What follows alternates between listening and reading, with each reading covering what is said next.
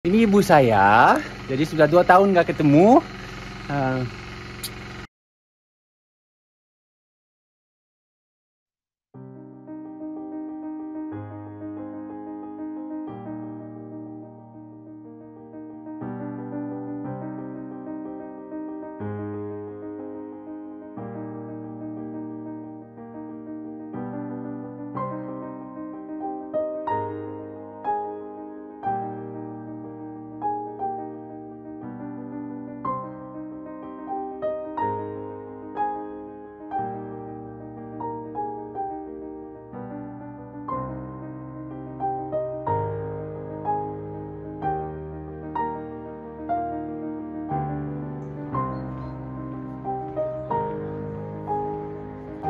Halo semuanya, ketemu lagi dalam bahasa Indonesia. Kali ini saya di Prancis Selatan. Saya baru sampai tadi malam. Setelah 2 tahun tidak bisa ke Eropa karena Covid. Saya balik ke Prancis untuk 2 minggu, khususnya untuk ketemu para donator-donator yayasan. Tapi sebelumnya saya mampir ke Prancis Selatan untuk ketemu ibu saya yang saya akan perkenalkan ke kalian. Tapi pagi ini saya keluar dari rumah karena saya mau ke kampung kecil di sebelah namanya Seyong untuk beli roti buat ibu saya. Jadi di Prancis Selatan, kampung-kampung kecil, kita berada sekitar 30 kilo dari pinggiran laut, di mana ada kota besar, ada Cannes, Nice, kota-kota yang famous lah di Prancis Selatan. Namun kampung-kampung kecil di sini ikutin budaya Provençal, itu budaya yang memang budaya Prancis Selatan Timur. Dan semua kampung di atas bukit dan di belakang bisa dilihat langsung hutan. Tapi tentu saja hutan di sini beda dengan hutan di Kalimantan. Dan hidupnya juga sangat berbeda. Sekarang kita jalan kaki untuk datangin kampung dari belakang. Jadi kampungnya itu namanya Seyong. Itu sebenarnya bukan di mana saya dibesarkan, tapi itu tempat di mana ibu saya tinggal sekarang. Ini mau datangin toko roti nih.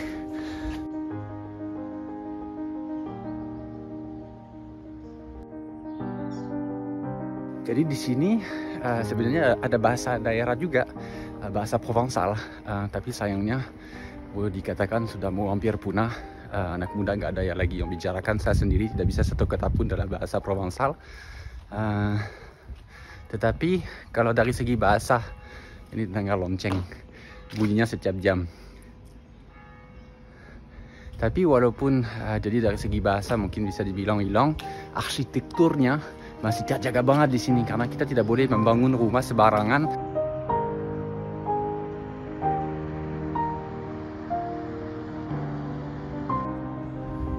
Jadi atapnya ada kayak genteng mau keluar gitu. Ini tipikal dari sini. Jadi rumahnya semua dari luar tidak banyak berubah, walaupun sudah didirikan mungkin 100 tahun yang lalu. Tapi di dalamnya sudah sangat modern.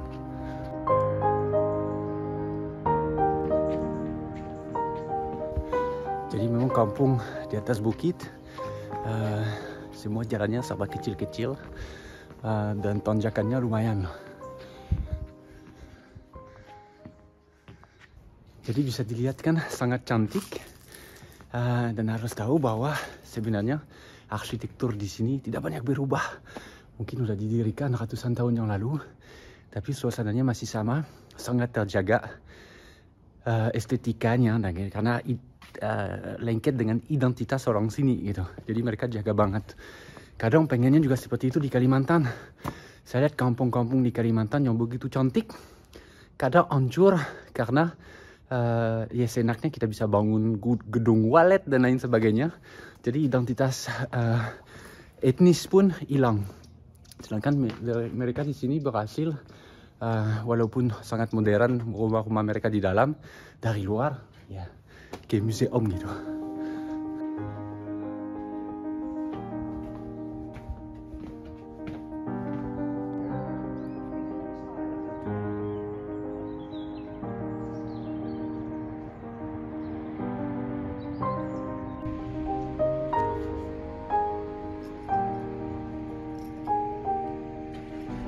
Ini aku keliling-keliling untuk liatin ke kalian, tapi ibu itu nunggu rotinya.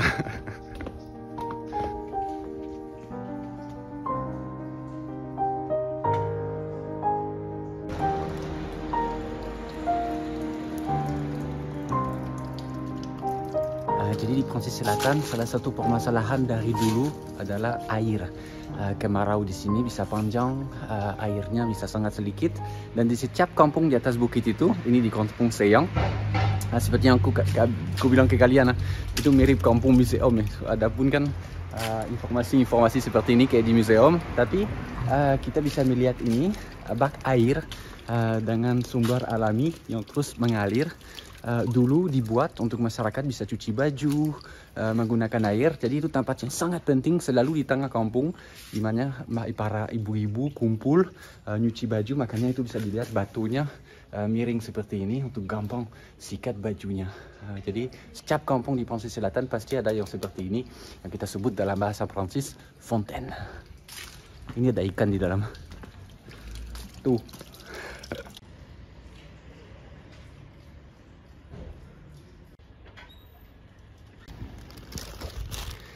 Ini sudah beli roti buat ibu.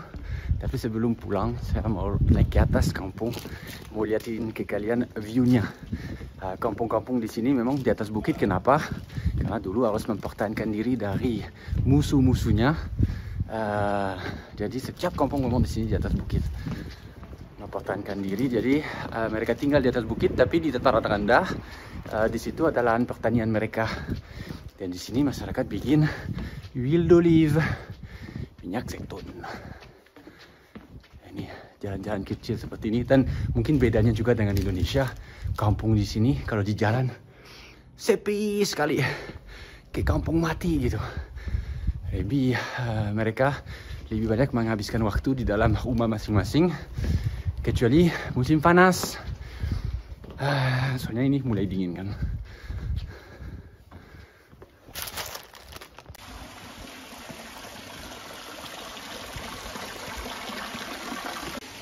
Nah, satu lagi, ini kelihatan lebih tradisional lagi, lebih tua lagi. Di depan ini ada yang kita sebut fontaine, air terjun. Tapi benar-benar lebih lagi dari yang pertama yang kita lihat tadi. Di belakang saya ada yang namanya lavoir, yaitu tempat di mana ibu-ibu dulu nyuci baju, kumpul di tengah kampung. Dan ini benar-benar di tengah kampung. Bisa dilihat jantung dari desa Seyang ini ya. Ya sekali lagi mungkin ratusan tahun ini yang lavoir di belakang saya, dan batu-batunya itu mungkin ada jutaan kain yang pernah digosok-gosok di situ.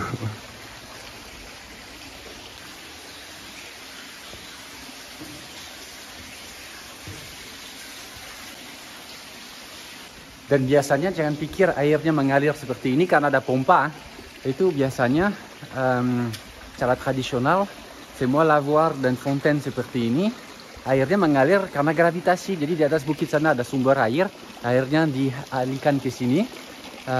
Makanya tadi yang lavoir yang pertama yang kita lihat tadi itu persis di bawah fontaine yang ini. Jadi memang dari sini airnya mengalir lagi untuk isi yang di bawah.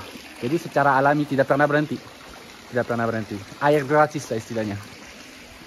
Air bersih ya, sangat bersih, tapi dingin bukan main. Ini kita lanjut biar ibu tidak terlalu nunggu rotinya ya.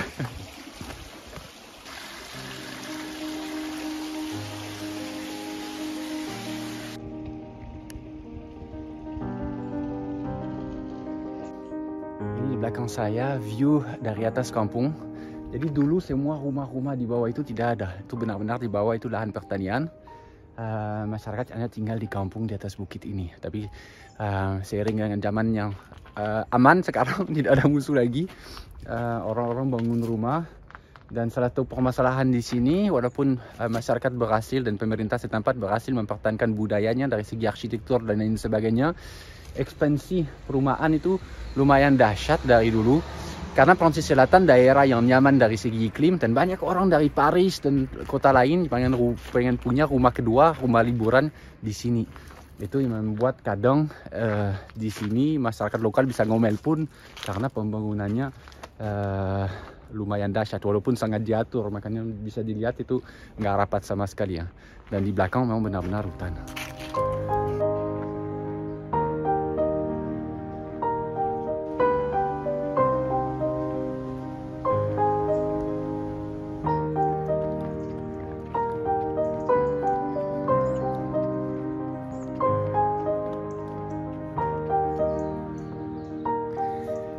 ini sesuatu yang saya nggak pernah lihat juga di Indonesia.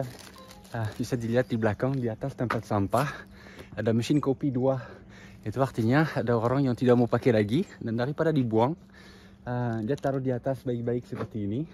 Jadi siapa saja yang membutuhkan mesin kopi, lumayan mahal loh itu di Indonesia ini. Ada 2 biji pula. Jadi artinya masih bisa dipakai, dan kalau kita mau ambil silakan. Jadi ditaruh di atas tempat sampah seperti itu. Kadang ya apa aja kita bisa lihat kalau ada di situ, kita butuh ambil. Jadi saling membantu sih sebenarnya. Itu lumayan baik. Tapi untuk itu harus punya tempat sampah yang bersih. Kalau tempat penitipan sampah jorok, ya taruh apapun di situ ya kelihatan sampah juga kan, nggak ada yang berani ambil gitu. Dan nggak harus orang yang miskin banget atau apa yang minta itu, bukan ya. Jadi sesama warga di sini itu, di rumah saya misalnya lagi rusak, ya udah ambil yang ada di situ, karena ada orang yang lain yang mungkin ada beli yang baru dia atau apa. Kalau sifat saling membantu, suka yang seperti ini daripada dibuang.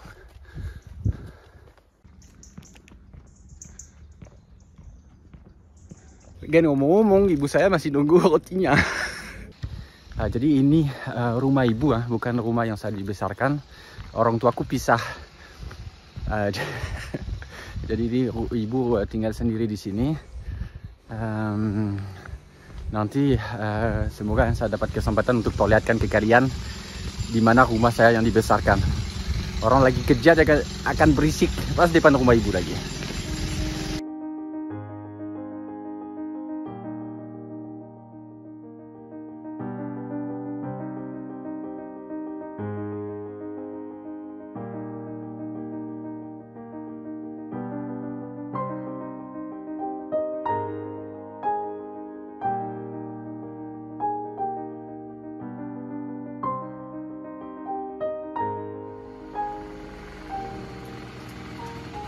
Lagi ambil pakaian ibu. Ini ibu saya, jadi sudah 2 tahun nggak ketemu. Aku senang banget bisa ada di sini beberapa hari. Bisa bahasa Indonesia juga. Parle Indonesia. Lupa bahasa. Ayo satu kata. Amu. C'est quoi Je sais plus. Ya. Je sais plus comment dire un petit peu. Sedikit. Sedikit. Il y a les tables qui me viennent.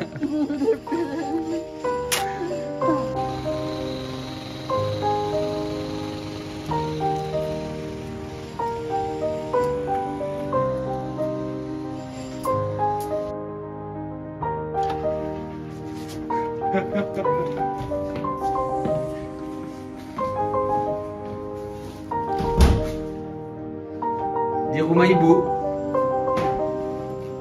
Dulu ibu bisa bahasa Indonesia dikit.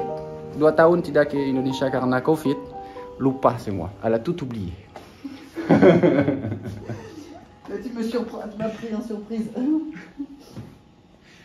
Ibu kesal karena aku nggak bilang syutingnya, jadi lupa semua katanya itu. Yang satu kata yang ibu suka dalam bahasa Indonesia, kalau hujan sedikit, aku nggak sebutin namanya biar. Quand il y a un peu de pluie, comment t'appelles ça? Hujan? Hujan apa? Sedikit. Rintik. Klintik. Hujan apa? Klintik. Dari dulu nggak bisa sebut hujan, rintik.